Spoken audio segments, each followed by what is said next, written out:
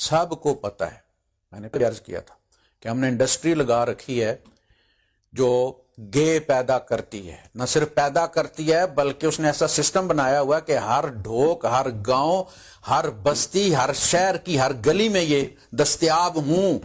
گلی گلی مساجد بنی ہوئی ہیں، ہر 200 گز کے بعد مسجد بنی ہوئی ہے، اور یہ وہاں دستیاب ہوں۔ جو محلے میں پہنچتا ہے وہاں کرتا ہے، جو شہر میں پہنچتا ہے وہ وہاں کرتا ہے، جو ڈھوک میں ہوتا ہے وہ وہاں کرتا ہے۔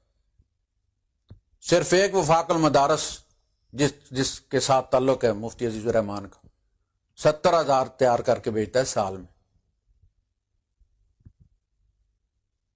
یہ مسئلہ ایسے ہے جو ہے اتنا نہیں کہ ہم لطیفے بنا کے اس کو ختم کر دیں، اس پہ باقاعدہ ہونی چاہیے۔